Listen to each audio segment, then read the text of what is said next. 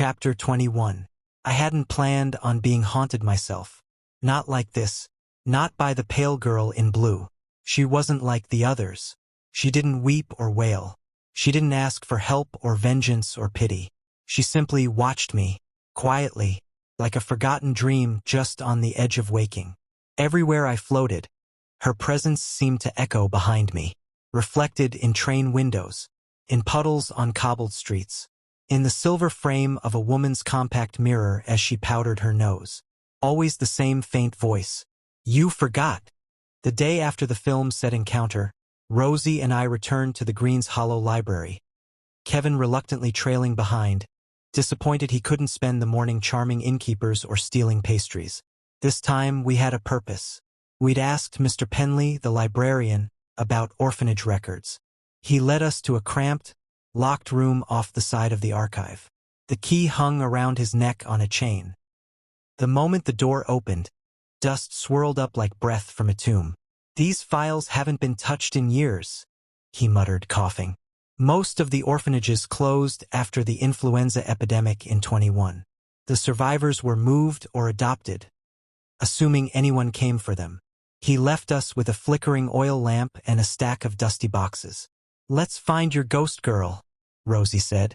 I nodded, though deep down I wasn't sure if I was looking for her or me.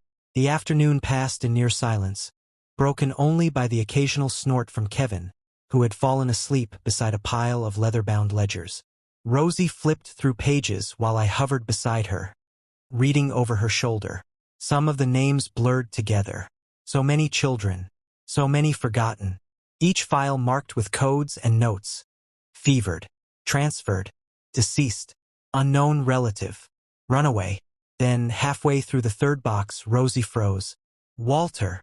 Her voice wasn't loud, but it was enough. She pulled a thin file from between two thicker folders and opened it. A photograph fell out. A girl, maybe 7. Pale dress, large ribbon, familiar, eerie eyes. Her name was written in faded ink at the top. Charlotte May Ward of Greens Hollow Home for Girls. Born March 12, 1931. Guardian assigned W. E. Grayson. Temporary placement. I stared at the paper, cold sinking into my core. Rosie read aloud. Placed in care under W. E. Grayson, adult male, assumed distant relative or sponsor. Circumstances unclear. Approval fast-tracked by local council. She looked up at me. "Walter, was that you?" I didn't know. I really didn't know. But something in me said yes, even as my head screamed no. The room dimmed. Not the lamp. Me. I flickered. Not just a blur, but a lurch. A sharp burst of white-blue light, like lightning cracked through my spirit. I gasped. If a ghost can gasp. And Rosie reached for me instinctively, though her hand passed through me. "Walter." I steadied. The pain was sharp, but brief, like a warning. "Why is this happening?" I murmured. "Who is she to me?" Rosie shook her head. "If she's not your daughter, she might have been someone you were meant to protect. Maybe you did. Then why don't I remember?" That night, back at the inn, I hovered by the window again. Kevin was snoring loudly, near the foot of Rosie's bed. She had fallen asleep, one arm draped over a folder of clipped records. The moon was bright over Greens Hollow, painting the rooftops silver. I drifted toward the parlor downstairs. That's where I saw her. Charlotte, standing by the hearth. She looked up at me. "You gave me the ribbon," she said. I hovered near. "Did I?" She nodded. "You said it would keep me safe while you looked for my brother." I blinked. "Your brother?" She didn't answer. She only turned, walking toward the hallway, fading with every step. I waited. Then she was gone. Chapter 22. Greens Hollow Home for Girls stood on the outer edge of the city like a forgotten monument to sorrow. We went at dawn, when the city was just beginning to yawn and stretch under its blanket of mist. The early fog rolled along the streets like slow-moving ghosts, rising between the iron fences and hedgerows that separated the wealthy neighborhoods from the outskirts where the trees grew too tall and the silence felt too deep. Rosie had packed a small bag, notes, bread, Father Ellis's rosary, and Kevin's favorite scarf. She said it helped him feel brave. Kevin wore it with theatrical pride. I didn't need anything. I was already carrying too much. The building came into view just past a stone wall, crumbling with moss and time. At first glance, you might have mistaken it for a once beautiful manor. Ivy-covered, 3 stories tall, flanked by twisted oak trees that clawed the air like skeletal fingers. But the scorch marks told the truth. The top floor had collapsed, leaving behind jagged black beams like the broken ribs of some old creature. Windows were shattered, doors hanging crooked, roof torn back by fire or something worse. A rusted swing set swayed gently in the back garden, though there was no wind. Kevin immediately bleated once, softly, and stayed close to Rosie. I hovered ahead, floating toward the front steps. The place reeked of memories. Most weren't mine, but some felt like they could be. We pushed through the front doors with a groan of hinges. What was once a foyer now lay in ruin. Floorboards warped, tiles broken. A once grand chandelier now twisted and clinging to the ceiling like a webbed spider. Rosie clicked on her flashlight. "This place shouldn't still be standing," she whispered. "It doesn't want to be," I murmured. "It just hasn't figured out how to let go." My voice echoed faintly, not from the walls, but from somewhere beneath them. We began exploring. The building creaked with every step Rosie took, while I glided across collapsed furniture and long-forgotten toys. A scorched doll sat in a corner, one eye missing. Dust thick as snow blanketed the stairwell. Then I felt it. Not a presence. Not exactly. A hole in the air. Like something had been torn out of the world and hadn't healed. Near the back, Rosie found a half-burned door hidden behind fallen plaster. Kevin sniffed it and stepped back, clearly disturbed. Rosie shivered. "This leads down, doesn't it?" I nodded slowly. "To the basement." "I don't like basements. Neither do most people. Or ghosts, for that matter." She gently pushed the door open. Darkness poured out like smoke. The staircase was narrow, steep, and half-rotted. Rosie had to step carefully. Kevin refused to go, choosing instead to wait at the top, trembling slightly. "I'll stay with him," Rosie said softly, gripping the railing. "You go ahead. Tell me what you find." I nodded, then drifted downward. The basement was colder than it should have been. Old stone walls closed in like a forgotten cellar or tomb. Metal shelves lined the room, some filled with soot-covered books, others holding rusted tins, and one lonely chair turned to face the far wall. A child's scrawl was still etched in chalk there. "Don't come here at night. I'm not scared. Walter will come back." I stopped. My name, in a child's handwriting. I moved closer, and then I saw him. First, I thought it was a memory, but he looked up at me. He was real, ghostly, yes, but unmistakably present. A boy, maybe 9 or 10, thin, pale, clutching a tattered teddy bear with one eye missing. His eyes were wide and hollow, rimmed with the dark stains of tears long past. "You found me," he whispered. I hovered slowly closer. "Who are you?" He sniffled. I waited, like she said to. "Like who said?" He pointed to the wall. "The chalk, Charlotte." "I don't remember," I said. "I don't remember you." His face twisted, not in anger, but in sorrow. "You said you'd come back, that you'd help us." I tried to speak but couldn't. Then Rosie called down from the stairs. "Walter, are you all right?" "I'm not sure," I said aloud. The boy stood, letting the bear fall. Then he whispered something I never expected. "You're not the first Walter E. Grayson." The moment he said it, the walls began to hum. Dust swirled upward. The light flickered. Rosie's flashlight cut in and out. I turned sharply. "Wait, what does that mean?" But he was fading, becoming less clear, like mist under sunrise. I rushed forward trying to grab what? I didn't know, but he was gone. I rose quickly to the stairwell, flickering again as I reached Rosie. "What happened?" she asked, grabbing the railing. "I met a boy," I said. "He knew me, knew my name." He said, I'm not the first. Rosie's brow furrowed. You think it was a family name?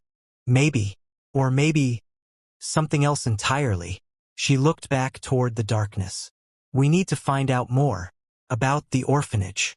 The fire. Your name. If you're not the Walter E. Grayson, then who am I? Finished. And for the first time since I opened my eyes in death, I wasn't sure. Chapter 23. The morning after our trip to the orphanage ruins was cold and metallic, as if the whole city had been dipped in tin and frost. Rosie walked briskly through Greens Hollow's main boulevard. Gloved hands clutched around a worn notebook. Kevin trotted beside her, bleeding irritably at patches of slush. He hated wet hooves. As for me, I floated just behind them, head down, lost in 1,000 questions I couldn't answer. Who was the boy in the basement? Why was Charlotte waiting for me? And most of all, how could I be Walter E. Grayson if I wasn't the only one? Greens Hollow's Registry and Historical Hall loomed at the end of a quiet avenue, a granite behemoth flanked by lion statues and bronze lamps that never seemed to go out. Rosie had requested an appointment using a forged letter from a fictional paranormal historian she'd made up on the train. Surprisingly, it worked. People love titles, she'd told me. Doesn't matter if they're fake. Just sound smart and carry a notebook. Inside, the records hall was a temple of silence. Long wooden counters, dusty volumes behind glass, rows of shelves stretching into dim-lit vaults, guarded by sleepy-eyed clerks in tweed.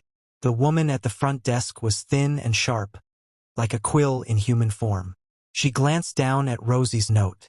Adoption registries, visitor logs, Greens Hollow Orphan Archives, she said. 3rd floor, room B17. Don't remove anything. No ink pens allowed. Thank you, Rosie replied with practiced professionalism. Kevin sneezed loudly on the marble. The clerk stared. He's sensitive to dust, Rosie said. He's a therapy goat. We didn't wait for a response. The room was narrow and high-ceilinged, with tiny windows choked in grime. It smelled of parchment, mildew, and time. Shelves cradled dozens of files wrapped in faded twine. A rickety desk sat at the center like an altar, its surface pockmarked by decades of elbows and candle wax. Rosie and I got to work. Look for 1939, I said, floating toward a tall cabinet. The months leading up to March. Rosie opened a drawer marked Orphanage Visitation Records, 1920 to 1939. She flipped through brittle pages, her gloved fingers steady despite the chill in the air. And then, she stopped. Walter, she whispered. I drifted beside her. Her finger tapped a line written in elegant, inky handwriting. February 28, 1939, visitor, Walter E. Grayson. Purpose: private inquiry, filed under Guardian Reclaim Protocol. Destination: Greens Hollow Home for Girls. I stared at it. I was here. I asked aloud. Rosie turned to me slowly. Or someone was. We kept reading. The entry had a note at the bottom. Further visitation restricted. Applicant denied access March 1st. Records transferred to closed file. Closed file, I echoed. Rosie nodded grimly. Which means sealed.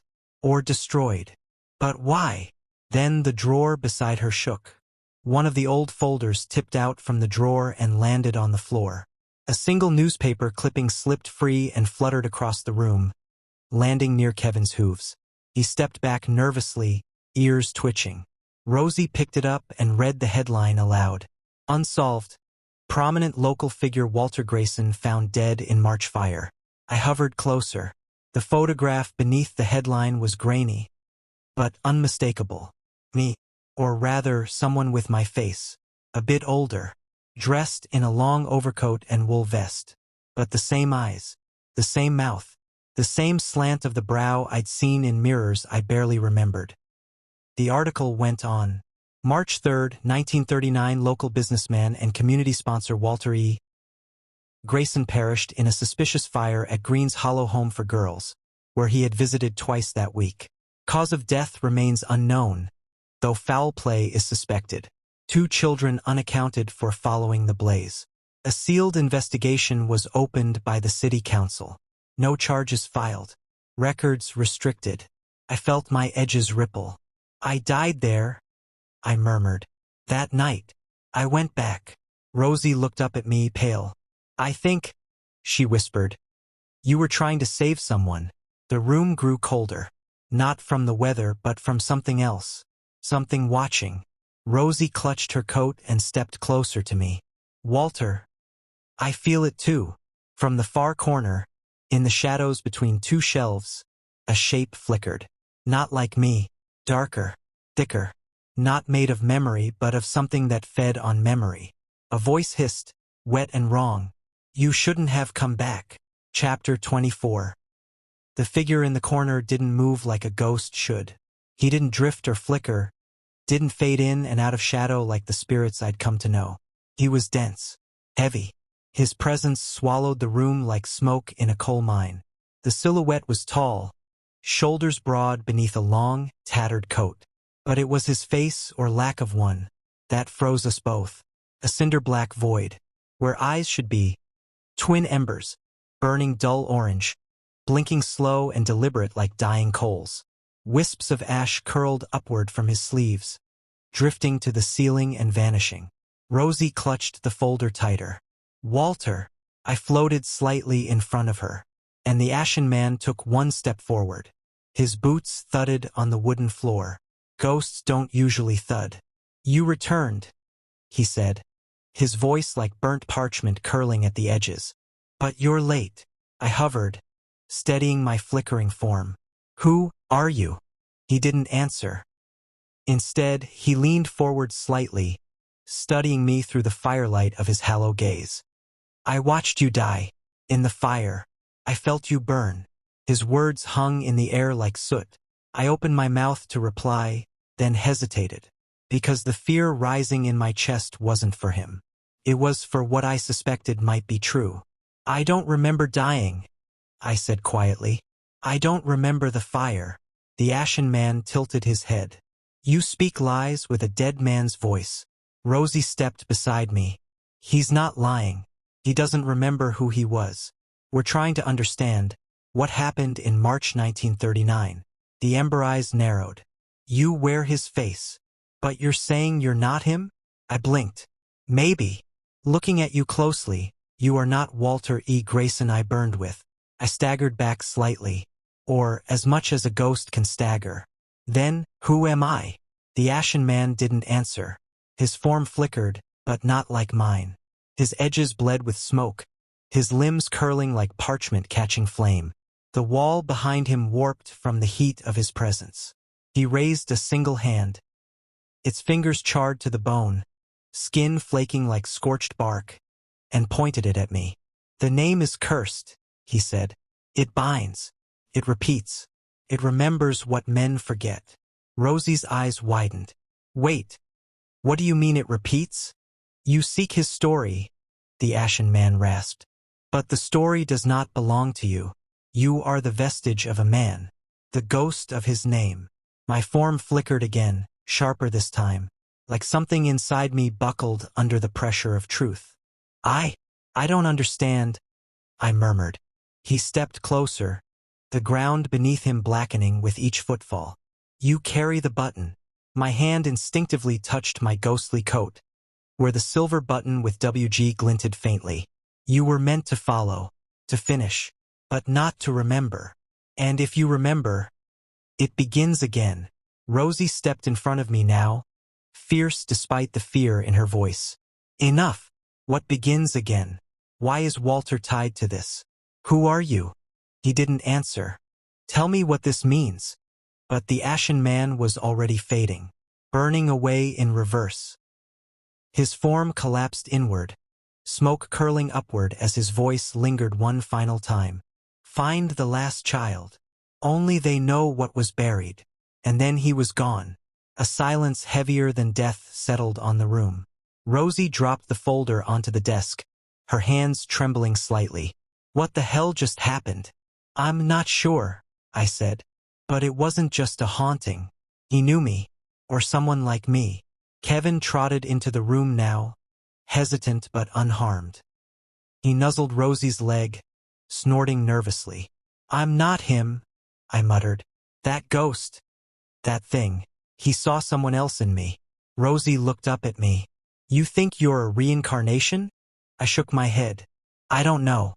Maybe a copy. A remnant. An echo." I looked down at my hands, transparent but shimmering faintly. What if I was never a full person to begin with? Rosie stepped forward and touched my shoulder, even though her hand passed right through. "You're real now," she said. "Whatever you were before, you're Walter now." I nodded, slowly, but the fire still burned in the corners of my thoughts. Chapter 25. The cold clung to the end of January like a forgotten coat at the edge of winter. The streets of Greens Hollow had lost their sparkle after the new year. Decorations sagged. Lights went out. The world, it seemed, had moved on except for us. For Rosie, Kevin, and me, the days ticked by with the quiet urgency of unraveling history. Each thread we pulled led deeper into the tangled tapestry of 1939, back to the fire, the orphanage, and a boy whose name had been almost completely erased. Almost. We found him at the very edge of the records, hidden between redacted entries and yellowed margins. Name, Elijah Moore. Age 11. Status, survivor, Greens Hollow Orphanage Fire, March 1939. Custody assigned, Father Bram Healy, Braywick Parish, East County. One line. No follow-ups. No school enrollment. No public address. Just silence. But silence often hides the loudest truths. So we packed what little we had. Rosie's journal, Kevin's scarf, and my curiosity, and boarded a creaky coach bound for Braywick, a quiet, wood-fringed town tucked between frozen farmlands and gray rivers. The wind outside the coach howled like an old warning. Rosie clutched her coat tighter while Kevin, surprisingly still, nuzzled her knee. I hovered near the frosted window, staring at my reflection. Elijah Moore, the last child. And he might be the key to it all. Braywick was nothing like Greens Hollow. No tall buildings.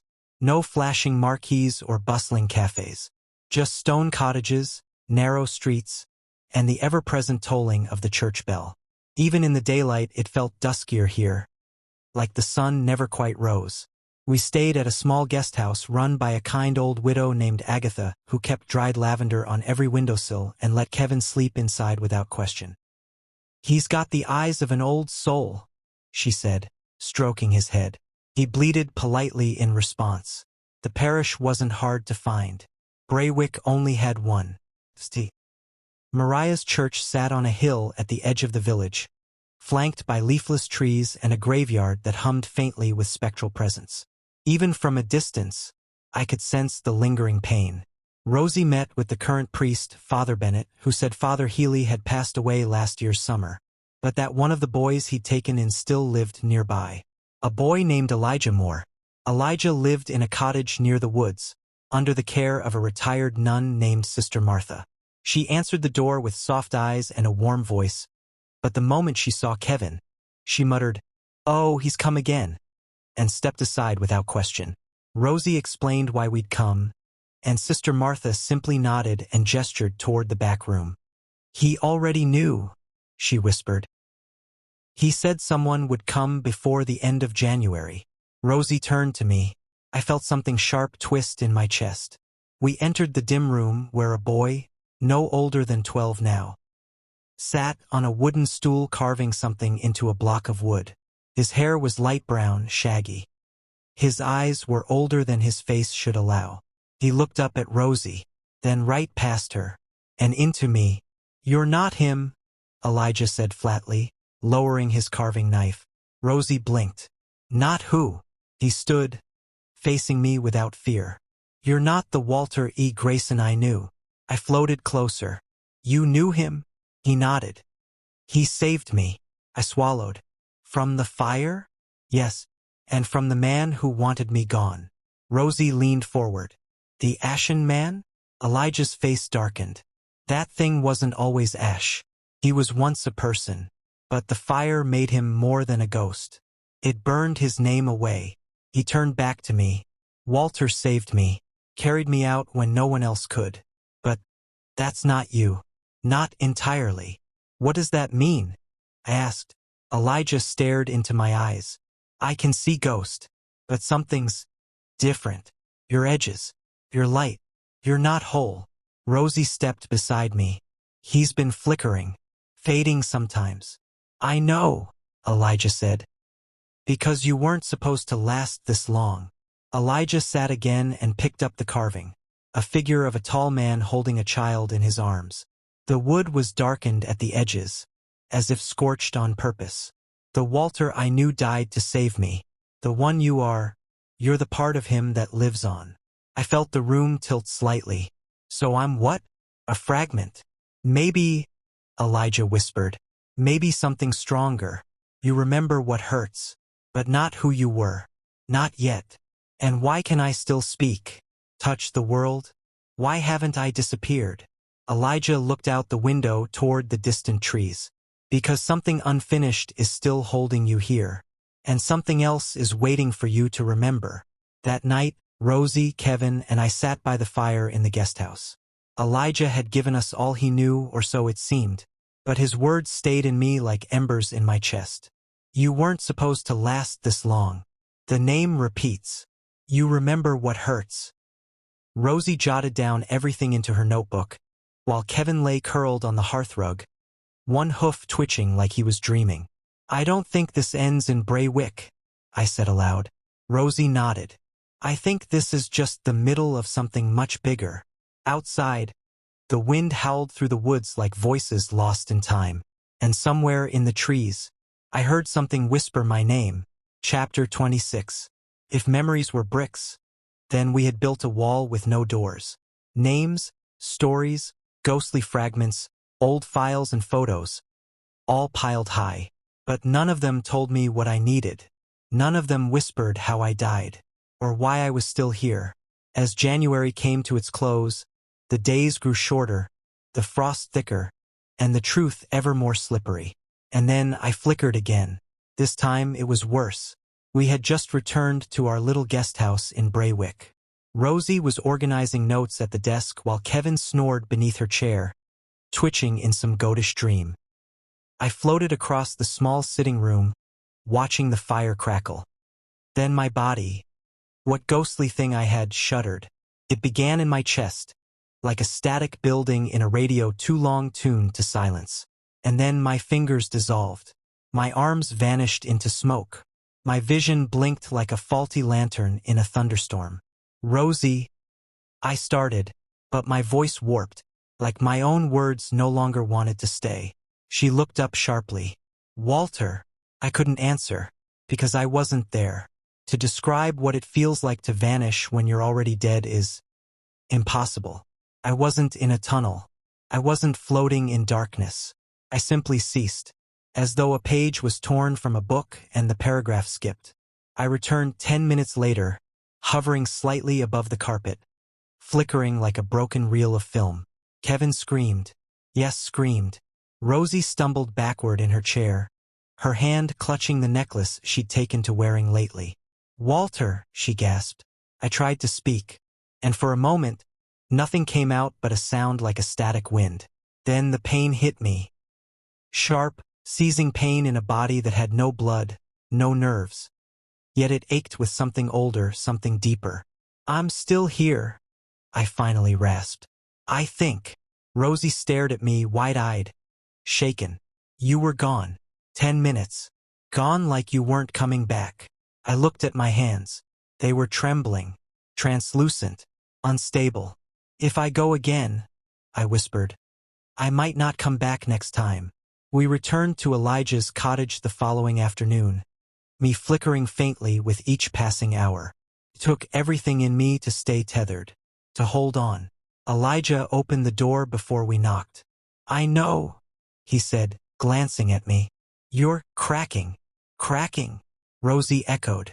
Elijah nodded. Your form is thinning, like a thread being pulled too far. You weren't made to last. I stepped forward. Then tell me everything you know about the real Walter E. Grayson. He led us inside. I don't know everything, Elijah admitted as we sat in the quiet parlor, sunlight pouring in through lace curtains. But I remember what Sister Martha and Father Healy used to whisper about. Things they thought I didn't hear. He looked at me again, his expression unreadable. Walter E. Grayson wasn't from Greens Hollow. He came from a city farther west. Lockridge, I think it was called. He had influence, money. He sponsored orphanages and shelters, but also traveled. A lot. Why? Rosie asked. No one knew, Elijah replied. He was private. But he visited Greens Hollow twice in 1939. First in February, then again in March. That's when the fire happened. He looked down. I don't think he came here just for charity. I think he came for someone. For you? I asked. Elijah nodded slowly. Not really. I never knew why. But he looked at me like he recognized me. Like he'd seen me before. And then he tried to get me out. That's all I remember clearly. Rosie was writing fast in her notebook. Do you know if he had a family? Elijah paused. I overheard something once. Father Healy was talking to someone. Said Walter had a wife and a son. But they weren't in Greens Hollow. They were back in Lockridge. And he was trying to keep them out of it. My eyes widened. Out of what? Elijah shook his head. He didn't say. But whatever it was, he didn't come back from it. We left the cottage at sunset. The sky painted in streaks of peach and blue-gray. Kevin stuck close to Rosie, glancing at me often with worried bleats. I hovered behind them, slow, quiet. That ache in my chest returned. Less pain now, more hollowness. Like a lantern with a flame going dim. I had a family? I whispered aloud. Rosie looked back. Maybe not you exactly, but the original Walter E. Grayson. And if you're his... I shook my head. Then what happened to them? And why do I look like him if I'm not him? We stopped near a frozen fountain in the town square. I looked at my reflection in the ice. It shimmered, warped, almost unrecognizable. The boy Elijah saw, he remembered a hero. The Ashen Man saw an enemy. And me? I was a ghost still waiting to remember his death. Chapter 27. You'd think that being a ghost, my days, or rather eternal afternoons, would blur together in a wash of forgotten whispers and moody, cloud-filtered sun. But no, because when you travel with Rosie, Kevin, and a suitcase full of unresolved mysteries from the afterlife, every moment is unpredictable. And today was no different. We were heading west to Lockridge, the city where the original Walter E. Grayson once lived. The man I apparently resemble. The man I may be tied to. The man I might not even be. Yeah, still confusing. Trust me, I'm in the middle of it. But before we dive into ghostly déjà vu and more unraveling secrets, perhaps you're wondering, how on earth is Rosie funding all these cozy guest houses, train rides, and meals fit for a small goat with a surprisingly picky palate? Well, let's rewind a little. Rosie's story that she never tells. It all started a few nights ago when we were still in Braywick, poring over names in a dim library. I asked Rosie, half joking, how she kept affording all this. She looked up from the dusty newspaper clipping and smirked. My mother's a famous fortune teller. Come again. She reads palms, tea leaves, and the future of high society ladies who love drama. I guess she made a name for herself in the city. And she sent you to a countryside church? Let's just say... Rosie closed the folder. My siblings didn't like the fact I could see things. Mom only pretended to, so they asked Father Ellis to take me in. Thought a church could make it go away. She smiled at that, a little sadly. Didn't work. I floated beside her, silent for a moment. So your family's rich? Moderately. They gave me a bank account to survive and keep out of trouble. I write to Mom sometimes. She answers with perfume-soaked letters and tarot cards tucked inside. Kevin sneezed when he sniffed one. Rosie grinned. He's not a fan. Back to the present. The trip to Lockridge took hours. A long winding journey through frost-laced hills, passing sleepy towns where smoke curled from chimneys and life looked delightfully dull. Rosie leaned against the window, reading a book on spiritual echoes while Kevin sat neatly in the seat beside her, chewing on dried apple slices. And me? I was enjoying the ride until a scent hit my non-existent nostrils. A whiff of rose oil, patchouli, cheap incense, and egotism. Oh no. I drifted down the aisle of the train car, and there she was, Madame Heredia, with her ridiculous shawls, 6 rings per finger, a turban with a dangling crystal, and an actual crystal ball in a velvet bag at her feet, talking, loudly, to anyone within earshot. Yes, darling, you have an aura the color of rain-kissed sapphires. Your future? Why, I see travel. Exotic places. Unless, of course, something tragic intervenes. The poor woman she was talking to looked like she'd rather leap from the moving train. I glanced at Rosie. She sighed, already giving me that look. You're going to mess with her, aren't you? I was born for this. I grinned. Well, died for it. It started with a little cold wind. Easy enough. Her tarot cards flew from her lap and scattered all over the train floor. People gasped. She yelped. Next, I flicked the flame of her decorative candle. Oh yes, she actually had a candle burning in a glass cup. Train safety be damned. I dimmed it, brightened it, snuffed it out entirely. She looked around, muttering, unbalanced spirits, restless ancestors. Then I called in the cavalry. There were 3 ghosts on this train, not counting me. A young woman in 1920s flapper fashion, a bored old man with a newsboy cap, and a very angry Victorian grandmother still holding her knitting needles. They didn't need much convincing. 10 minutes later, Madame Heredia was speaking to an ancient king from Atlantis that none of us had ever heard of, while the flapper ghost mimicked whispers behind her ear. The newsboy kept knocking her crystal ball just off balance, and the grandma ghost knit her name backwards in the fogged-up window beside her. Rosie watched, arms folded, one brow arched. Kevin, of course, bleated in amusement. I drifted back beside Rosie, satisfied. She is, I said, a walking theatrical production of absolute nonsense. You've been dying to do that again. More than dying. She rolled her eyes, but I caught the faintest grin tugging at her mouth. The city came into view just before dusk. A sprawling, elegant place with cobbled streets, gas lamps flickering to life, and tall stone buildings with history carved into every archway. Lockridge was a city that whispered with class. Rosie secured a room at a modest inn, tucked between a clockmaker's shop and a bookstore. The innkeepers, older folks with warm smiles, allowed Kevin without question. He has kind eyes, the innkeeper said, offering the goat a biscuit. Kevin accepted it with regal grace. That evening, we took a walk around the district near the historical records office.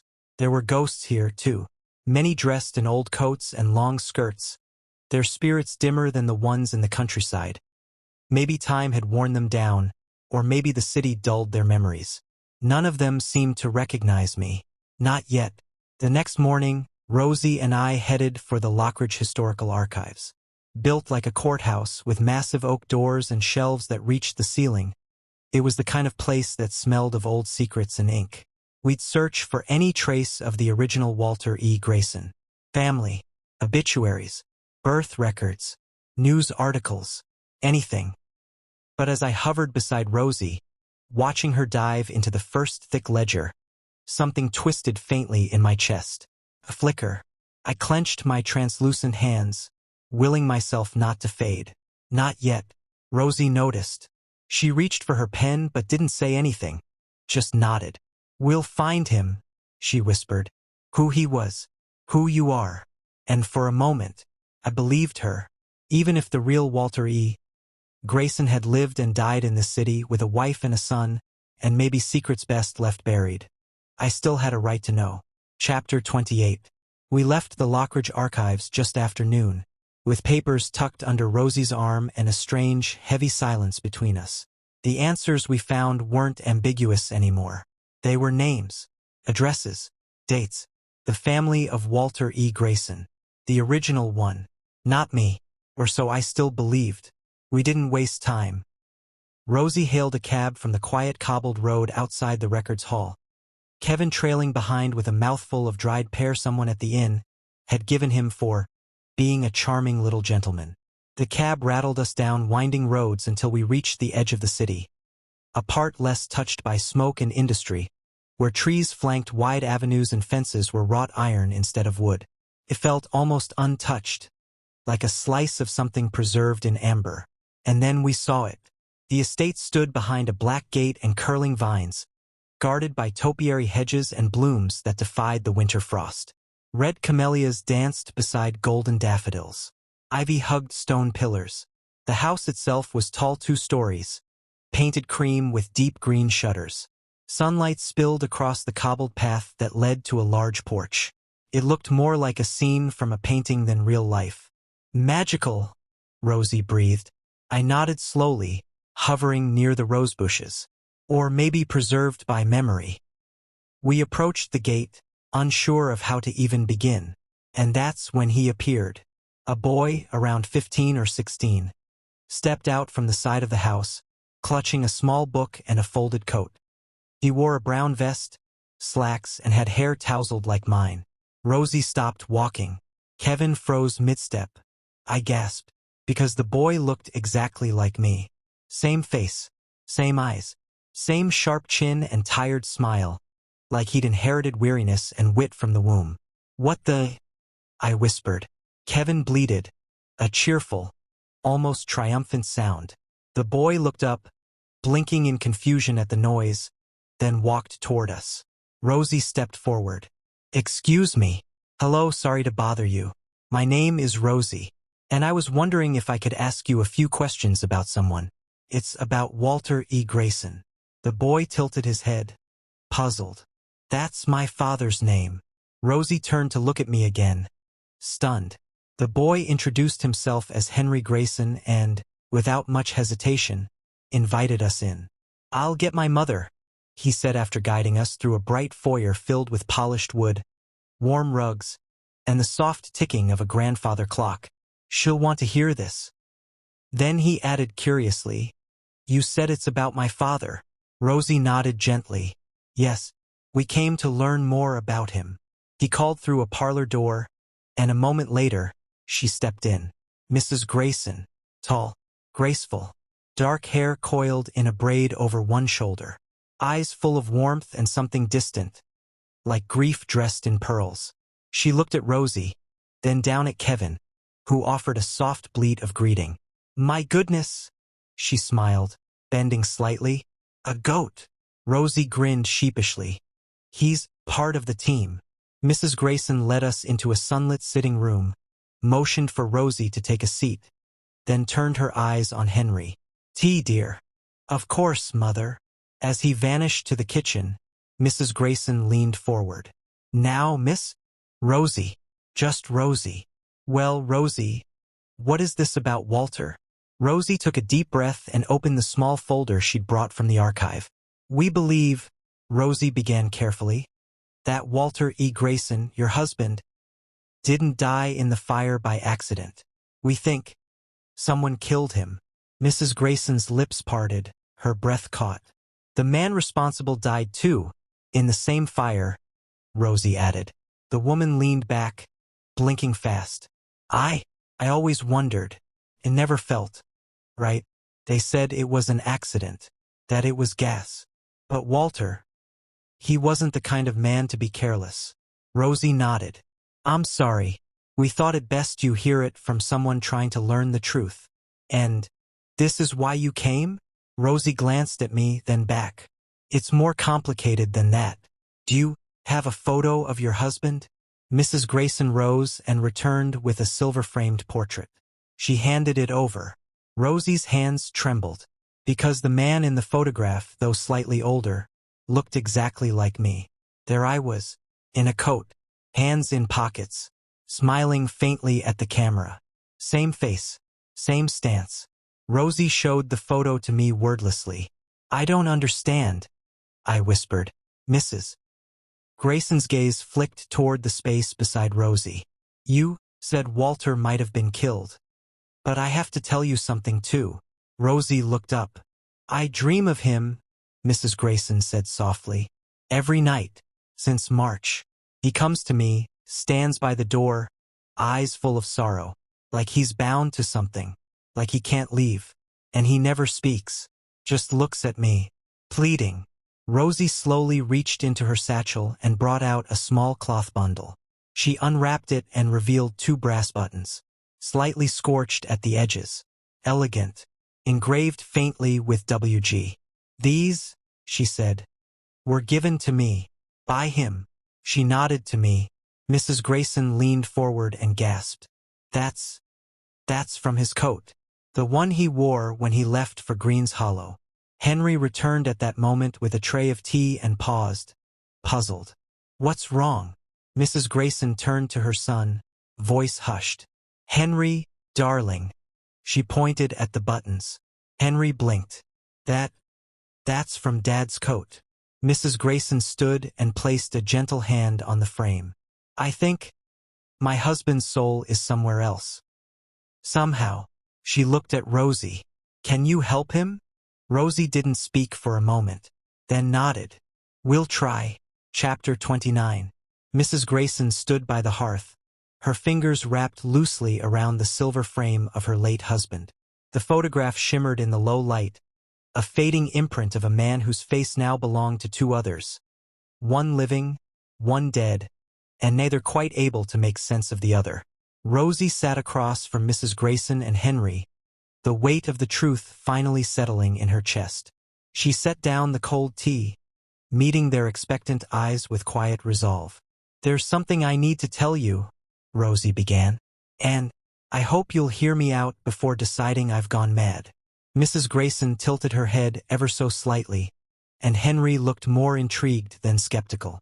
Rosie drew in a breath. I can see and talk to ghosts. The room fell into stunned silence. I've had this ability since I was young, Rosie continued. It's why my family sent me to live at the church. Most people don't know how to deal with it, but it's real. Mrs. Grayson looked to her son, puzzled, but didn't interrupt. And there's a ghost here with us now, Rosie added gently. He looks exactly like Walter. You're Walter, but he's not him. He doesn't remember how he died. He doesn't even know if he really is Walter. But he's been searching for answers, and somehow all of this brought us to you. Mrs. Grayson's breath hitched slightly, and Henry furrowed his brows. He's here? Henry asked, glancing around the room. Rosie nodded. I hovered beside him, then slowly drifted forward and reached out. My hand brushed against Henry's, and he visibly flinched. He gasped. I felt something, like static, cold. Mrs. Grayson turned to look as well. With a mischievous smirk, if a ghost could have won, I floated to her side and gently blew a breeze across her cheek. She blinked, touched her face, and whispered, There's a draft. Then I spotted a pen and a notepad near a writing desk, left behind from Henry's studies earlier. I floated to it, picked up the pen with concentration. It took effort, and wrote in neat cursive, Hi, nice to meet you. Henry's eyes widened. He's writing. Mrs. Grayson stood up slowly, walked to the note, and placed a trembling hand over the paper. Walter? She whispered. I hovered beside Rosie and gently shook my head. She answered for me, No, not your Walter.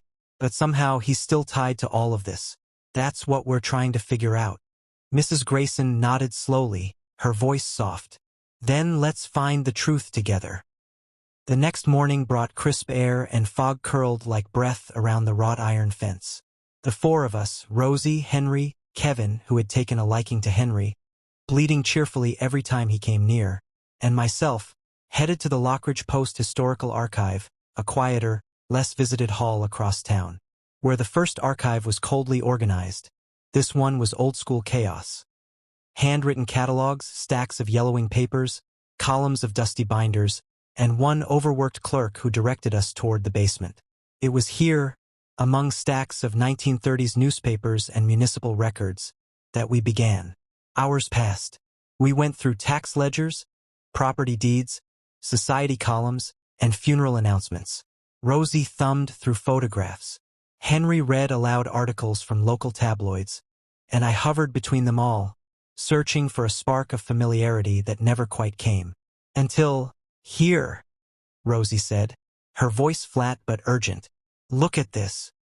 She held up a folded clipping from the Lockridge Gazette, dated March 9, 1939, just 1 week before the fire that supposedly killed Walter E. Grayson. It was a short piece, barely 300 words, titled, "Prominent Philanthropist Donates to Greens Hollow Orphanage, Will Visit This Week." Nothing out of the ordinary, except, "There's ink faded here," Rosie murmured, tapping the bottom corner, like something was printed, but then smudged, or maybe even purposely obscured. Henry squinted at it. "Wait. Give me that pencil." He rubbed the side of the lead gently over the empty patch of yellowing paper, and slowly, faintly, a message began to reveal itself, written lightly in the margin, not typed, but scrawled by hand. "He suspects. The children aren't safe. If something happens, look for the silver key in the green ledger." Our breath caught all at once. "Who wrote this?" Henry asked. Rosie turned the paper over. The byline says the article was by J.D. Halberd, a local reporter. "Is he still alive?" I asked. Henry shook his head. "No. He died 2 months ago. I think I read that he had a stroke. Lived just outside Lockridge." Rosie stood. "Then we go find his records. A silver key. A green ledger. This isn't just about Walter's death. This is about the children, too." I floated beside her, my form beginning to feel faint again, the air around me cold and sharp. "You all right?" Rosie whispered. I think so." But the flicker was building again. I could feel it rising like static. Back at the Grayson estate, Mrs. Grayson welcomed us with a worried expression, but said nothing as Henry relayed what we'd found. Rosie pulled out the clipping and laid it on the table. "Do you remember anything about a green ledger?" she asked. Mrs. Grayson thought for a moment, then rose and disappeared down the hall. When she returned, she carried a small chest of papers. She opened it, revealing folders, loose photographs, and beneath it all, an old green ledger. It was cracked at the spine and bound in faded leather. Rosie opened it carefully. Inside, taped beneath the cover, was a small silver key. The room fell quiet. On the inside page, in elegant script, were the words, "In the event of my death, let truth be louder than fire. W.E.G." I looked at it and shivered, not from the cold, because some part of me knew this wasn't the end of the story. It was the beginning. The silver key might lead us to some secrets, but I guess finding where it fits might take some time, so we left it at that. Chapter 30. It was snowing lightly the next morning when we left the Grayson estate. The frost clung to iron fences, rooftops sparkled beneath a silver sky, and the city of Lockridge yawned into life beneath the early February chill. Kevin trotted beside Rosie wearing a tiny knitted scarf gifted by Mrs. Grayson, which he seemed immensely proud of.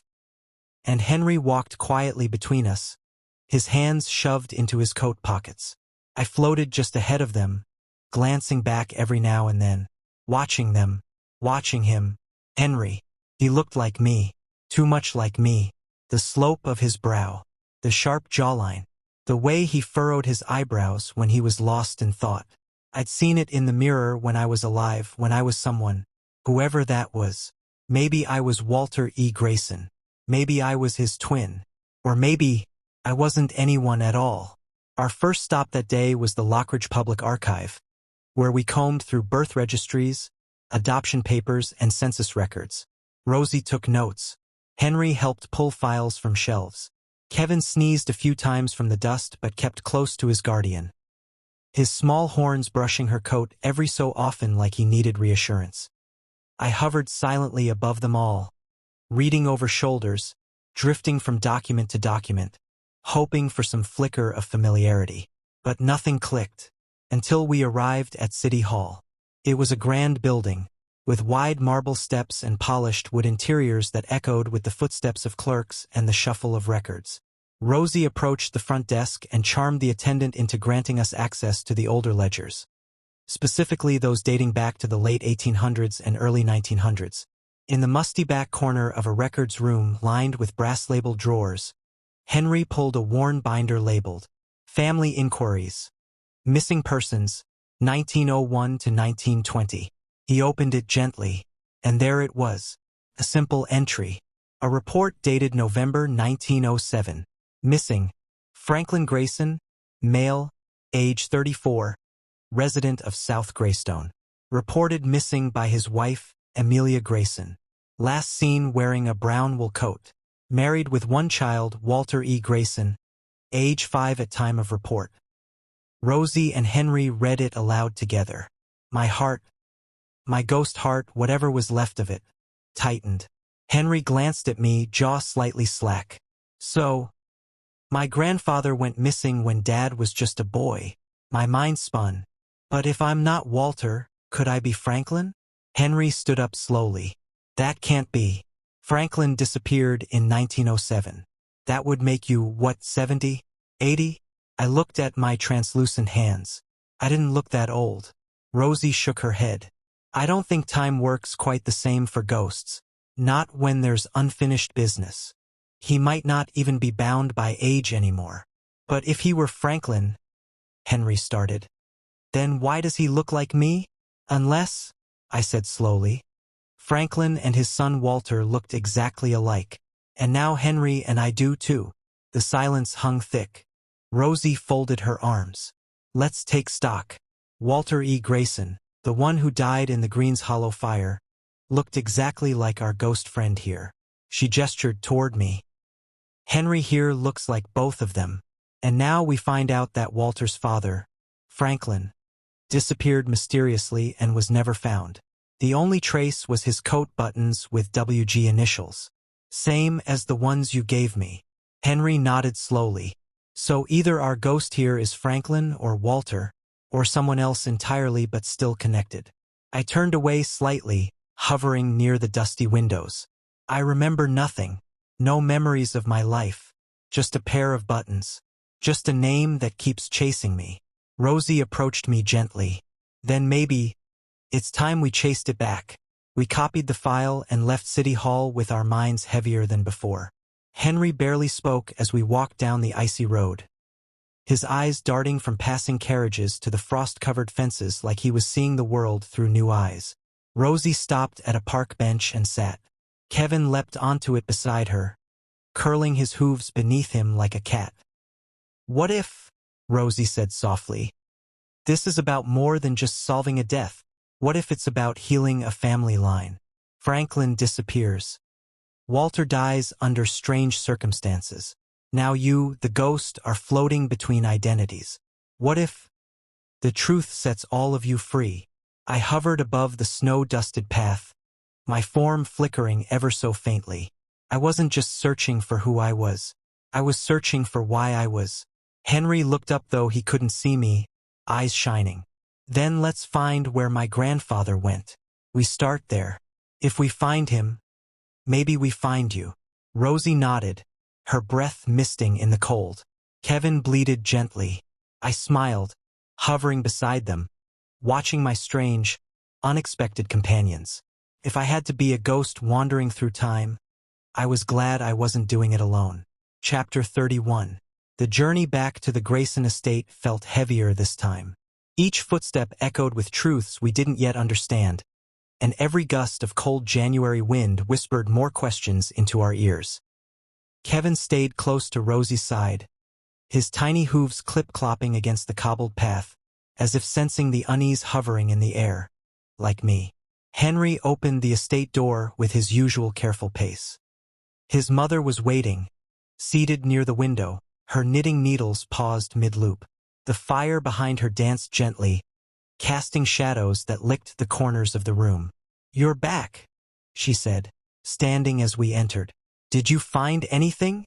Henry sat across from her, setting the copied file from City Hall onto the table.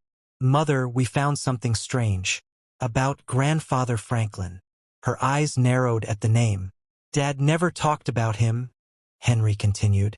"But apparently he disappeared when he was only a child. Vanished without a trace. The only thing left behind was his coat with the buttons that has initials. WG. Her hand trembled slightly as it pressed to her lips. That coat. Your father wore it often. Said it was all he had left of his father. I hovered in the corner, watching, feeling something flicker in the air around me. Not just pain this time, but memory. Distant, fractured images of firelight and soft music, of being handed something by delicate hands.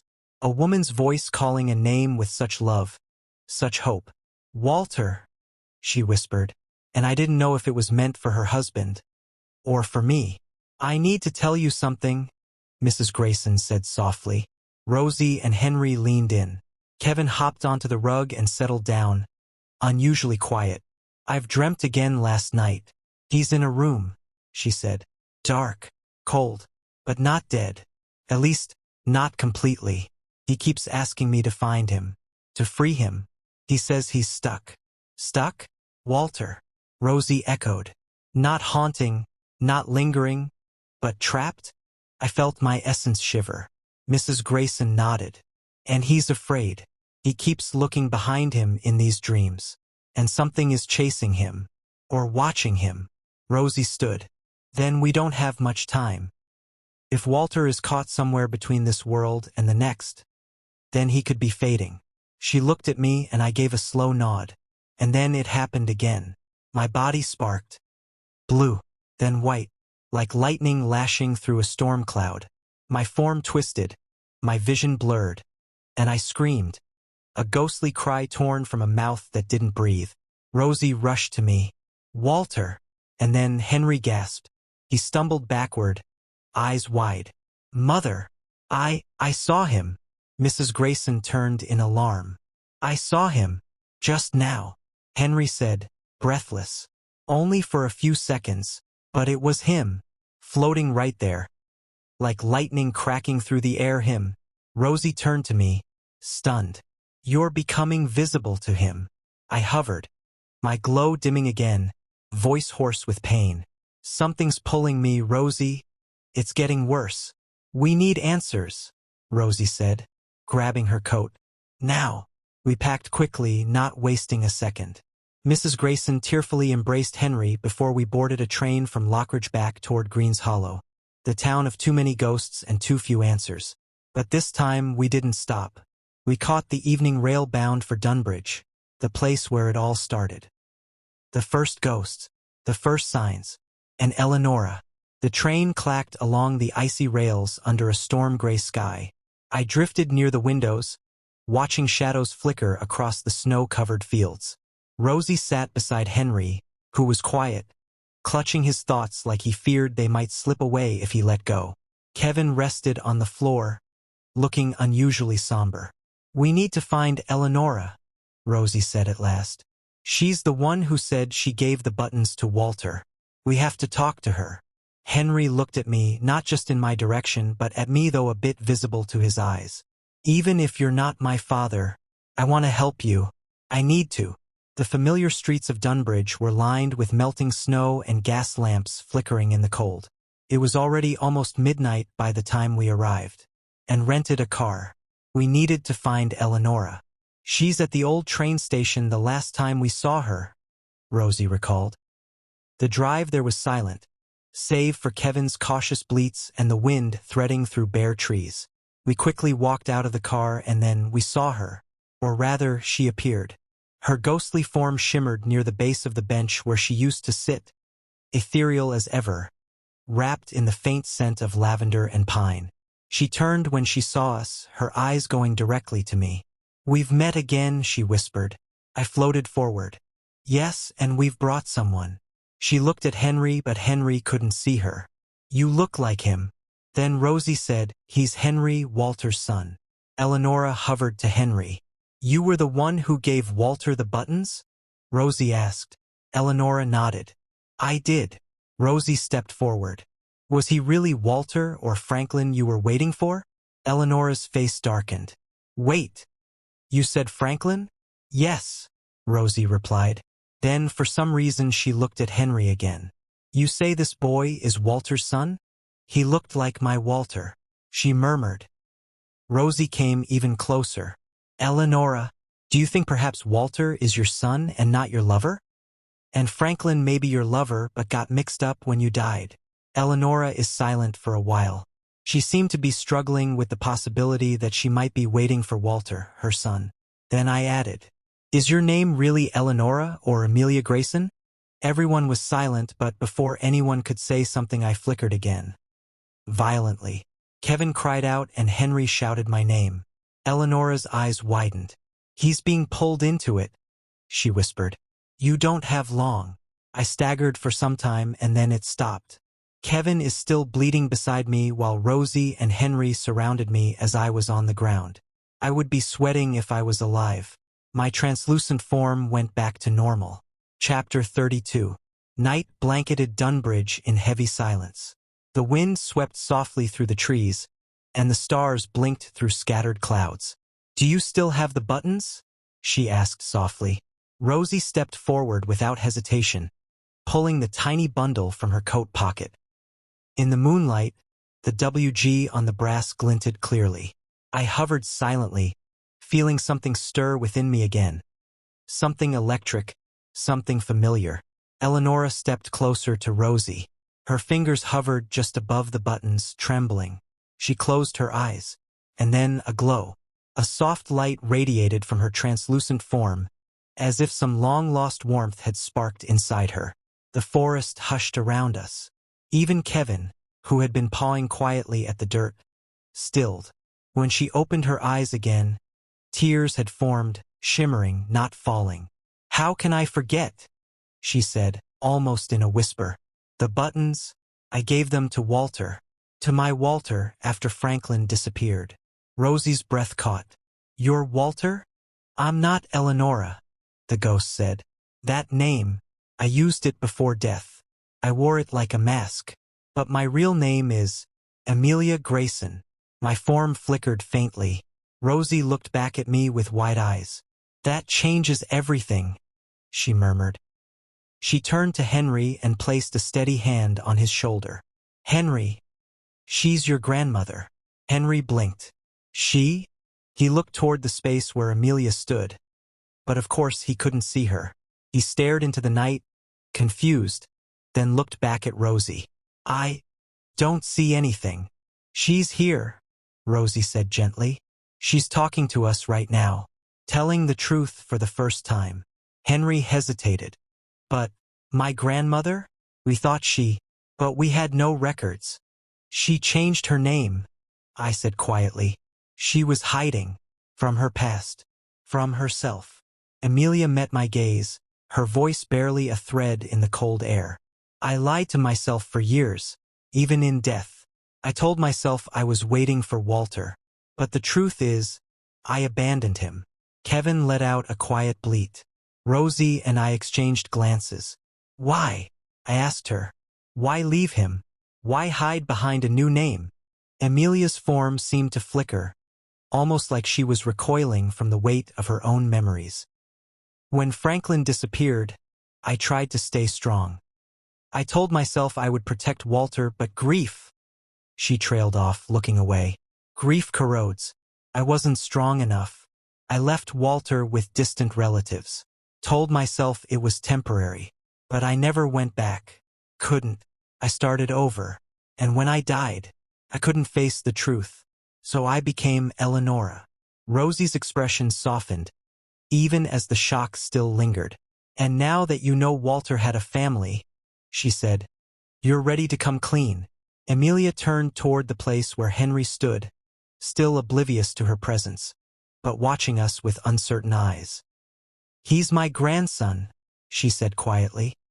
"He deserves to know who we were, even if we failed him." Henry looked toward Rosie. "I want to believe," he said, "but this is hard." "I know," Rosie replied, "but you've seen enough to trust that there's more to this than coincidence. And your father, Walter, he might still be out there, trapped." I floated closer to Henry. I didn't speak, but I wanted him to feel something. The air around his hand moved as I hovered near. He shivered for a while, then looked at me. Amelia's eyes met mine. "You're not my Walter," she said, "but you carry pieces of him.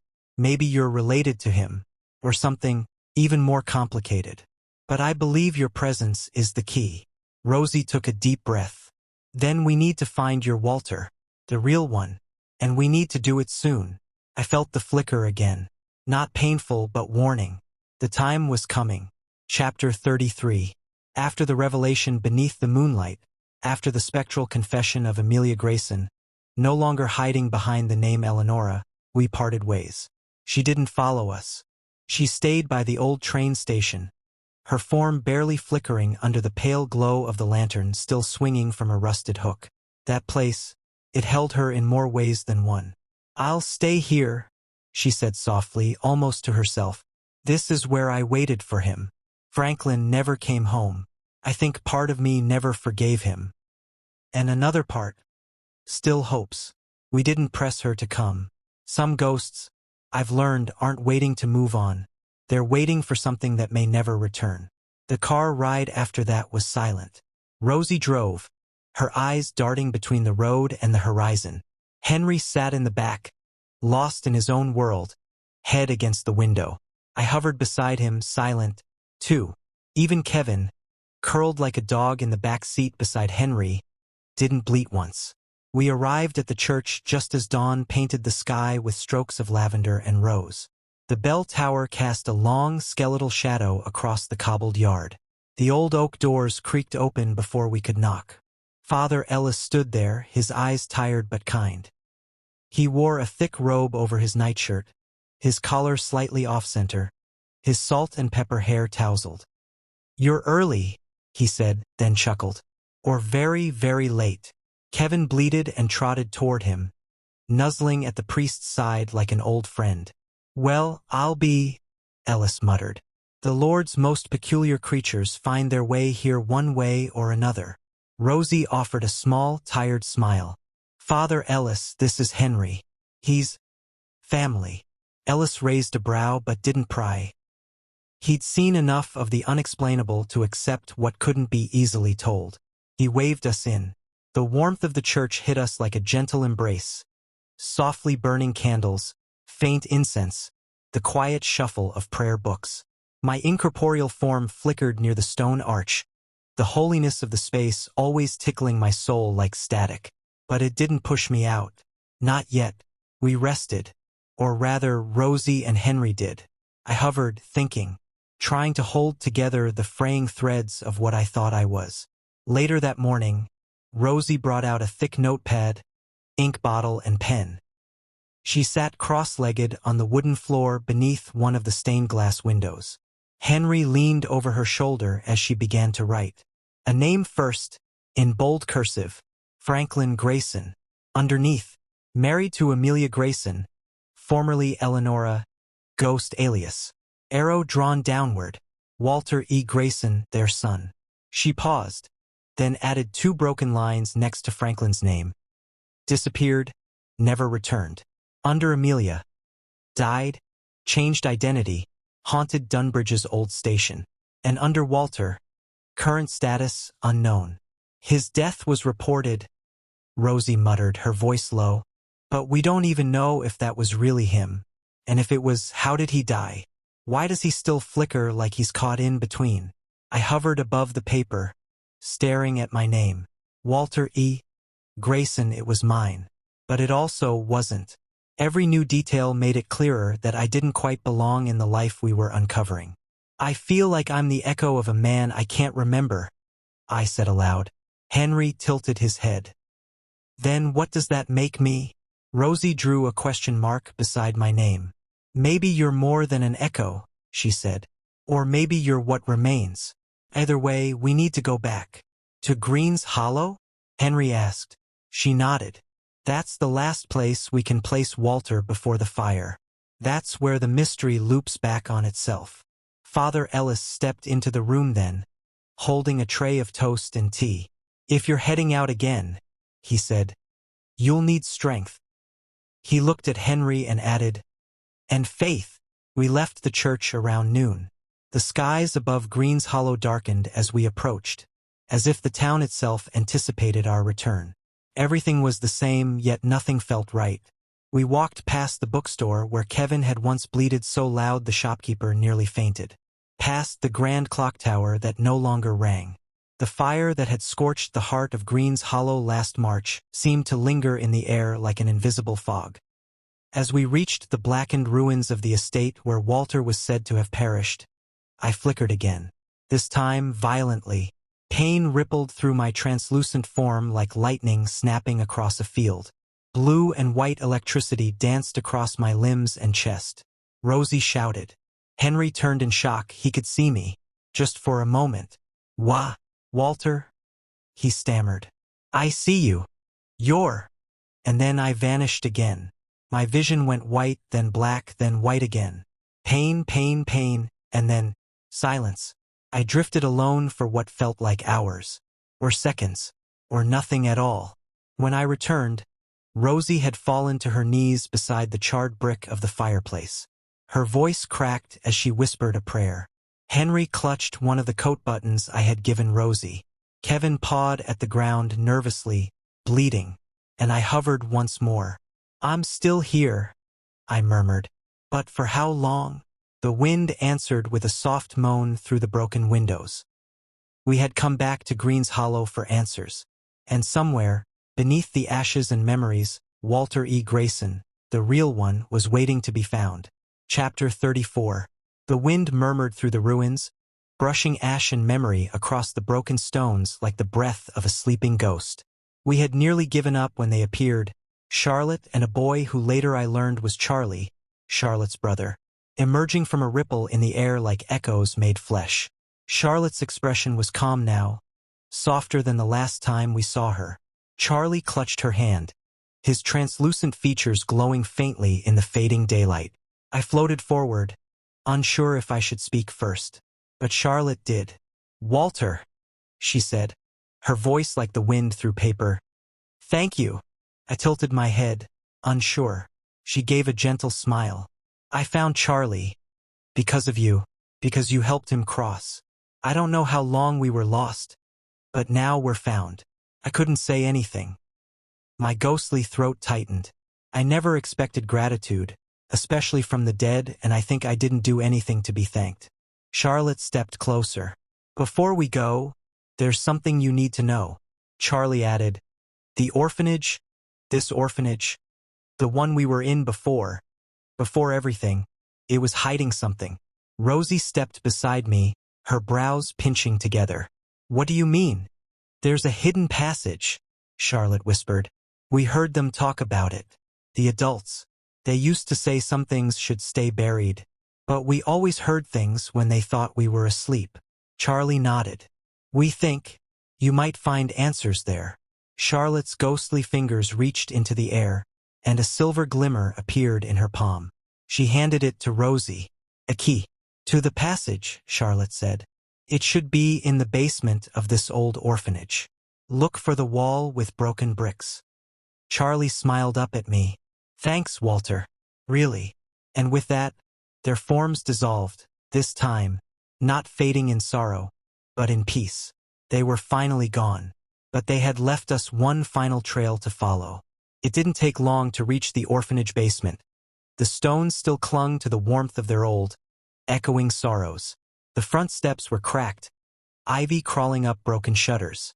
Kevin bleated once as we approached, then again when we crossed the threshold. I couldn't tell if it was excitement or warning. The place was silent, save for the creak of the wooden floorboards under Rosie's careful steps and Henry's cautious breathing. This way, I murmured, drifting toward the cellar door. We descended into the dark, the air growing colder and heavier with each step. Rosie's lantern threw strange shadows against the stone walls, and Henry stayed close to her side. Kevin trotted ahead. Slow down, Rosie warned him, but Kevin didn't listen. He bleated again, and then scratched at a portion of the floor. What's he doing? Henry asked. Kevin continued pawing at a section where the dirt met old wood. Then, with a sudden lurch, he yanked up a loose plank with his small horns. We crowded around. Under the floor was a dusty, nearly rotted bundle of papers, and beneath that, wrapped in oilskin, a map and a key. one older than the silver one Charlotte gave us, with rust curling along its edges.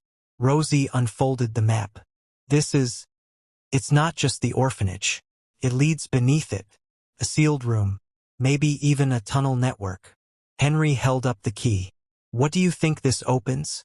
I hovered closer to the old map, recognizing familiar architecture. Arches, brick markings, and a symbol I had seen before in the ruined estate's basement. It's all connected, I said quietly.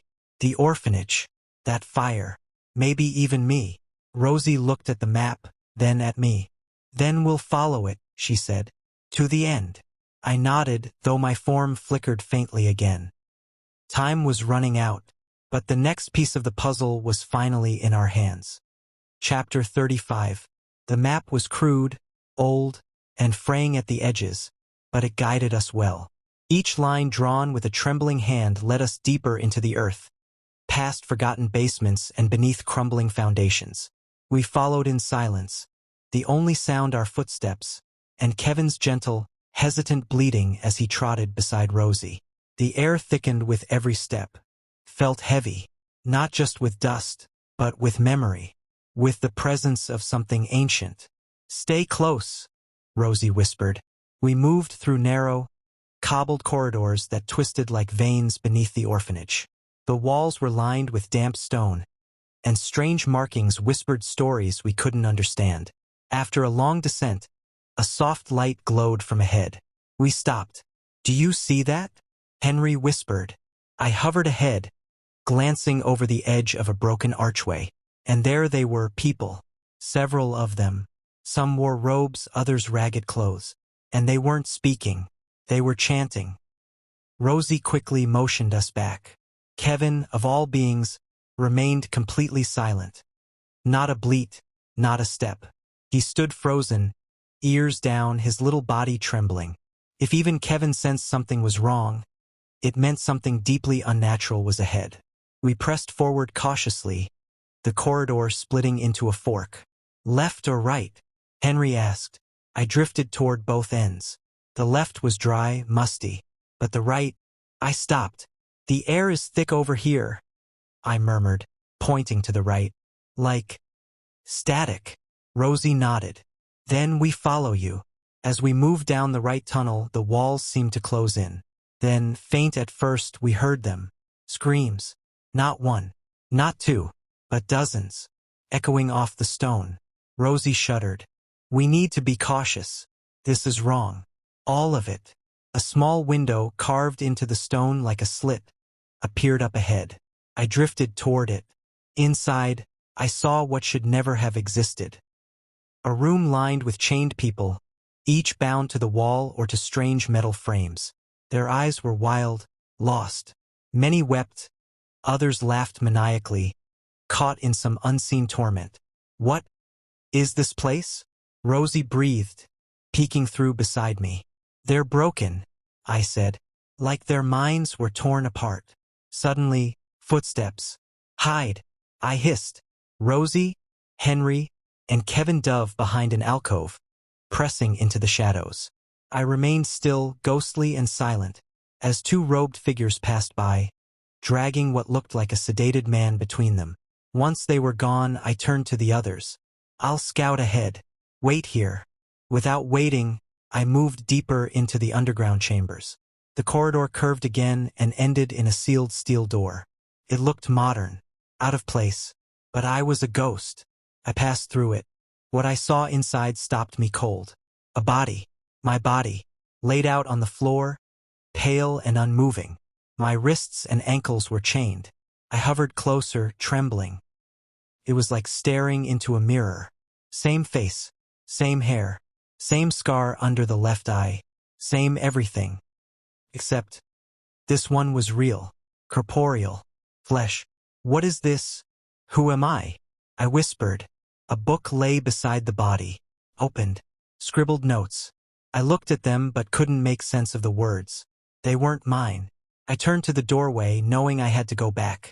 Rosie needed to see this. I wasn't just a ghost anymore. I was something far more complicated. And this body, my body, was at the heart of it all. Chapter 36. I didn't waste a second. I flew through the narrow corridors, the stone walls blurring as I passed. I had to get back to Rosie and the others. When I reached them, I stopped midair, my breath ragged even though I had no lungs. I found something, I said quickly. A man know me? Or someone who looks exactly like me. He's around mid-30s, lying chained on the floor. Their eyes widened in alarm. What do you mean you found you? Rosie asked. I don't know if it's really me, but he looks exactly like me. The problem is, the place is crawling with robed people. They're chanting something. Dangerous. We need to move carefully. How do we get in? Henry asked. I saw a steel door. Maybe the key we found opens it. But you won't have long before someone notices. I'll distract them, haunt them if you will. Rosie nodded firmly. Be careful. I gave a ghostly grin. Always. And with that, I drifted back toward the chanting chamber. The robed figures were still there, their low hum echoing off the walls. I hovered near them and began my mischief. First, I whispered in their ears words that chilled. I flipped everything I see. One man shrieked when his robe tightened around his throat like a snake. Another gasped as the candles around him suddenly extinguished. The room turned chaotic. Meanwhile, Rosie, Henry, and Kevin ran down the passage I had shown them. They reached the steel door. With shaking hands, Rosie pulled out the ancient key and slid it into the lock. Click. The door creaked open. Inside, lying pale and still on the floor, was the man who looked like me. His wrists and ankles were bruised from the chains. His breathing was faint but steady. Henry stepped in, and as his eyes landed on the man, he froze. Dad! He whispered. He rushed forward, kneeling beside the chained figure. Tears filled his eyes. It's him. It's really him. Rosie blinked in shock. Then you were right all along. That man is Walter E. Grayson. We need to free him, Henry said urgently. Rosie searched for tools, pulling out a piece of metal she had tucked away. Help me break the locks. As they worked on the chains, I continued tormenting the cultists. One of them shouted, The spirits are upon us. We are not alone. They scrambled, panic spreading. I threw open a heavy door with a ghostly gust. That was enough. I rushed back to the chamber, just as the last chain came off. Walter E. Grayson, the man who bore my face, groaned softly. His eyelids fluttered. Dad, Henry said again, gripping his father's shoulder. Walter's lips moved. A whisper. Henry? Chapter 37. The chanting had turned to shouts. Panic slithered through the air like smoke. The corridor was no longer quiet and sinister. It was wild, echoing with footsteps and confusion. The robed figures scattered like startled crows, unsure what had gone wrong, their order disrupted. That was my cue. I darted through the twisting halls and into a side room I hadn't noticed before. It was built with strange precision, completely unlike the cold stonework of the rest of the underground lair. A low hum buzzed behind the metal door. When I slipped through, my translucent form passing easily through the thick frame, I stopped. It was a control room, old and buzzing with worn machinery, but clearly functioning.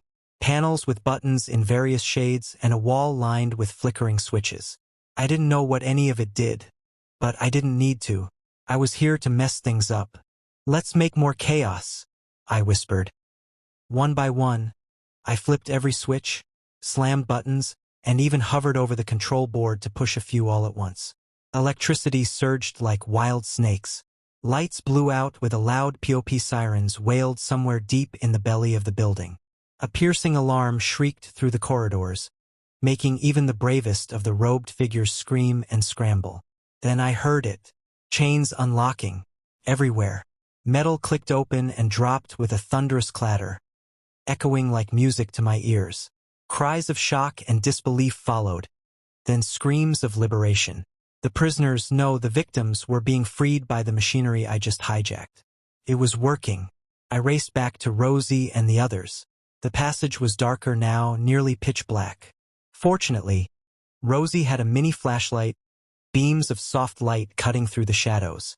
Kevin, ever vigilant, stayed close to Rosie's heels. "We have to move," I urged as soon as I reached them. "The chaos is spreading. The people are being freed. They'll need help, but we need to get out now." Rosie and Henry had Walter slung between them. His weight bore down on them, but they didn't falter. Maybe it was adrenaline, or maybe it was something else. The desperate urgency that came from knowing time was running out. The corridors behind us howled with the noise of panic. Someone screamed from another chamber, the sound of frantic feet chasing through halls. "Don't look back," Rosie hissed.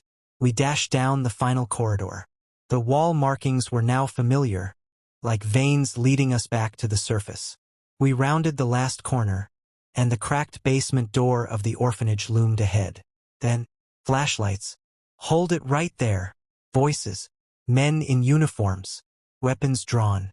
Flashlights blinding. Rosie shielded her face. "Wait. We need help. There are victims. We have one here. He was chained down there." The officers moved fast, once the shock passed. They rushed forward, gently taking Walter from Rosie and Henry's arms. One of them knelt beside Walter. "He's breathing. Barely. We need a stretcher." More officers stormed in behind them. Rosie pointed to the hidden door.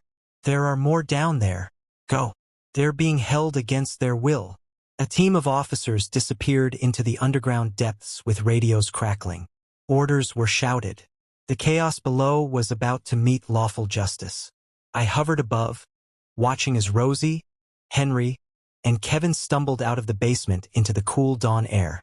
The horizon was breaking, bleeding warm gold and blue into the sky. We had made it. Walter was alive. But this was only the beginning. Chapter 38. The flashing red and blue lights outside the hospital pierced through the pale dawn, painting long shadows on the clean walls inside. The ambulance had arrived only minutes ago, but it felt like hours. Paramedics wheeled Walter into the emergency ward, oxygen masks strapped to his face, monitors already tracking his vitals. He was still unconscious. Rosie stood beside the entrance, her jacket hanging off one shoulder, boots caked in dirt and blood. She spoke with a weary, calm urgency to the police officers questioning her, explaining what she could while carefully avoiding the parts that would sound too surreal, too ghostly. Kevin sat beside her, his head nudging her leg, occasionally letting out a quiet bleat. No one questioned the goat anymore, not after what they had seen. Henry sat a few chairs away, elbows on his knees, face pale as stone. He couldn't take his eyes off the man they'd pulled from that hidden place, the man who looked just like me. I hovered near the ceiling, watching everything in a silence even I couldn't break. The man lying in that hospital bed was Walter E. Grayson. But that's who I thought I was. I stared at the monitors, the rise and fall of his chest, and the unmistakable familiarity of his features. The same jawline, the same slope of the nose, the same chin I had been convinced was mine. But he was alive, which meant I was not him. Then who am I? The question echoed through my very being. The room blurred, and a pulse of pain ran through me like a strike of lightning. I flickered, not the gentle kind, not a small shimmer, violent. Blue and white static surged through me, the edges of my translucent figure snapping and bending, like a broken light bulb about to blow. My vision warped, sound twisting around me into sharp, high-pitched shrieks. Henry looked up sharply. No, not again.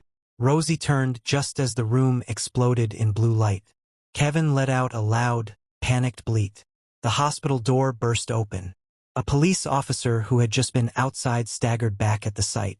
"What in God's name?" Rosie didn't hesitate. She reached out, and this time she touched me. Her hand closed around mine. Solid. Tangible. Her eyes widened. Mine would have too if they could. The static roared in my ears. The pain was worse than anything I could describe. My form pulsed, collapsing inward and expanding outward all at once. Then another hand reached out. Henry. He grabbed my other hand. I was tethered between the living. "I can feel him," he gasped. "He's freezing. Like touching lightning."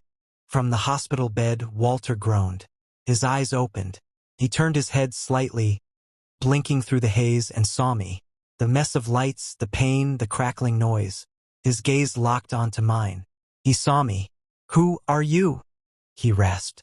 My vision dimmed. My hands trembled in theirs. I felt like a candle flickering violently before it goes out. I smiled despite the agony. "I think this is my last time seeing you all. I can feel it." "No," Rosie said firmly, gripping tighter. "Don't say that. We just found the truth. We still don't know who you are. We can." But I shook my head. "It's all right. This whole time I thought I was Walter E. Grayson. Maybe I was meant to think that, so I could help you find him." My voice cracked. My form flickered again, blinking in and out of sight. "Thank you for giving me a reason to exist, for letting me laugh, scare fake mediums, and be a friend." Rosie was crying now. Henry's grip tightened, trembling.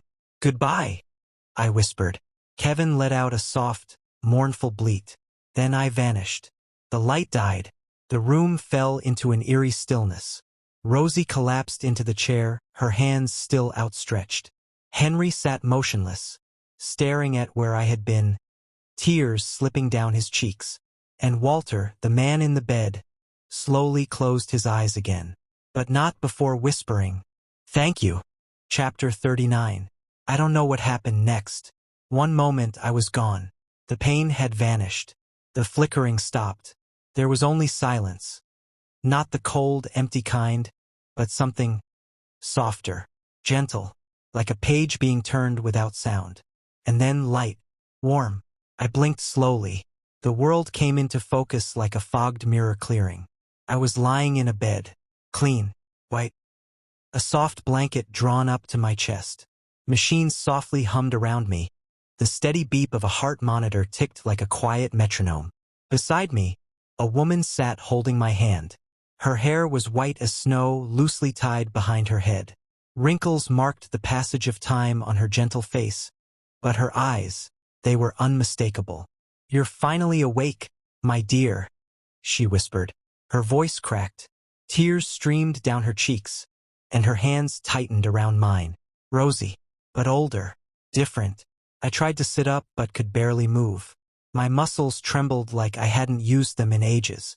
Confusion overtook me. My voice came out hoarse. "Am I not dead?" Her laugh was shaky. Her eyes never left mine. "Not anymore." She pressed a small red button beside the bed. Within seconds, a flurry of footsteps echoed outside, and a group of nurses and doctors rushed in.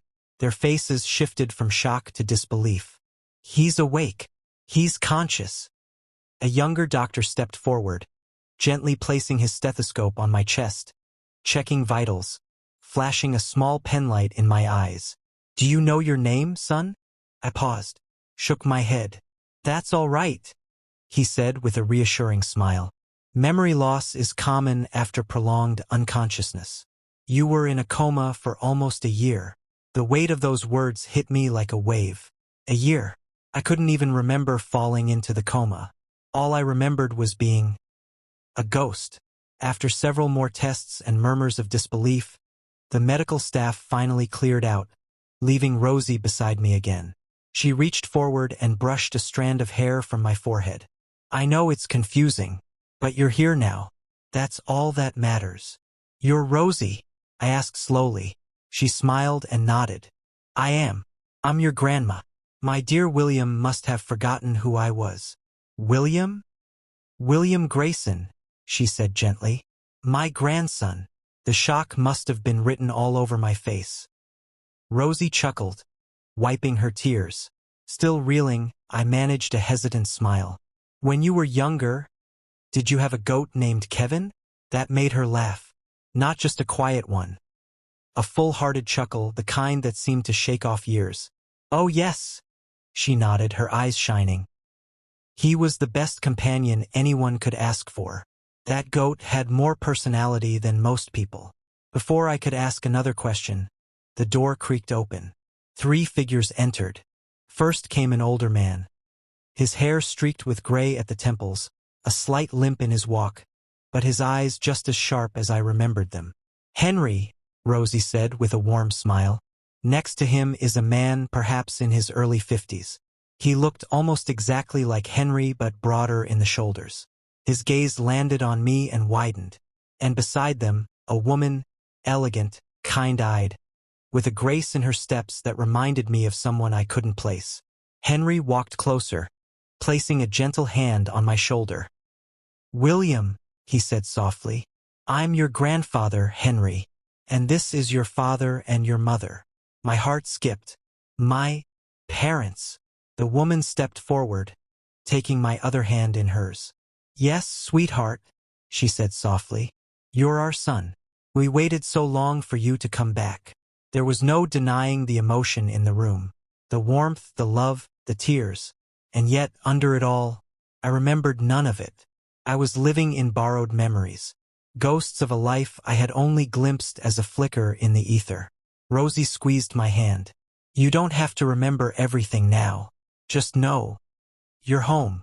I believed her. Epilogue. I remained in the hospital for weeks. Doctors came and went. Nurses changed shifts. Physical therapy began. My muscles had atrophied from a year in a coma, and even simple movements left me winded. But the hardest work wasn't the physical. It was the remembering. Piece by piece, like shards of a broken mirror slowly fitting back together, I began to recall who I was. My name is William Grayson, a soldier. We were sent on a covert mission not far from the Northern Front. Our convoy was ambushed by a rogue faction, terrorists, they said. The firefight was brutal. We lost many. Some survived. I was pulled from the wreckage, unconscious and barely clinging to life. I slipped into a coma, and my mind and soul wandered. Somehow it built a world within the veil. I wasn't just sleeping. I was existing, floating through time, memory, legacy, as a ghost or what felt like one. Meeting people, helping them, searching for who I was without ever knowing. When Grandma Rosie came to visit that morning, her soft smile was the balm I needed. I told her everything. Everything I remembered from that dreamlike state. Dunbridge, Green's Hollow, the flickering, the buttons, Eleonora Amelia, Kevin the goat, Henry as a teenager, and of course my own ghostly self thinking I was Walter E. Grayson. She didn't interrupt me. She listened intently, her eyes shimmering with something between nostalgia and disbelief. When I finished, she let out a long breath. "Then it was you," she whispered. "Me? The ghost who helped us," she said, nodding slowly. "The one who saved Walter, your great-grandfather. I never connected it until now. That ghost was my future grandson. You were helping me when I was just 17. I stared at her in awe. "So, you knew?" "Not until now," she said with a gentle laugh. "I always thought he looked familiar, but I chalked it up to memory playing tricks. But now, hearing your story, there's no doubt." We sat in silence for a while. What happened after I disappeared? Grandma's expression grew serious. "Walter, your great-grandfather, was saved, as you know. But after recovering, he told us everything. The orphanage fire, the hidden cult, the underground imprisonment. What he uncovered would have ruined powerful people. The fire was their cover-up." She looked away briefly. "He lived quietly after that. Never spoke publicly about it. But he made sure the records were hidden safely. That story is buried deep, William. And maybe it's better that way." "What about you and Henry?" Rosie chuckled. "We didn't fall in love right away. But we were both changed by those events. We saw the world differently. We started working together, helping spirits, researching old cases. And over time, something deeper grew. Dad was your last child, right?" She nodded. "The surprise baby. He came long after the others. Always a curious child. Just like you." I smiled faintly.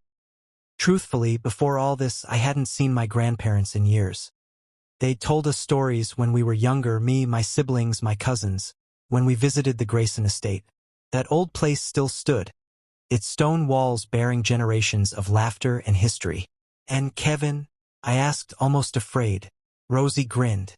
"Long gone. But his descendants are still on the estate farm. You actually named one Kevin when you were younger. We take care of them.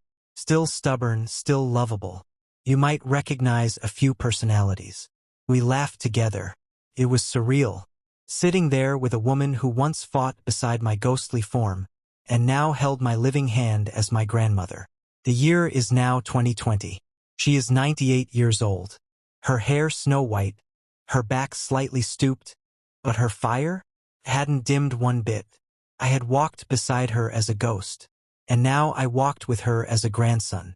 Yes, I looked exactly like my great-grandfather Walter E. Grayson.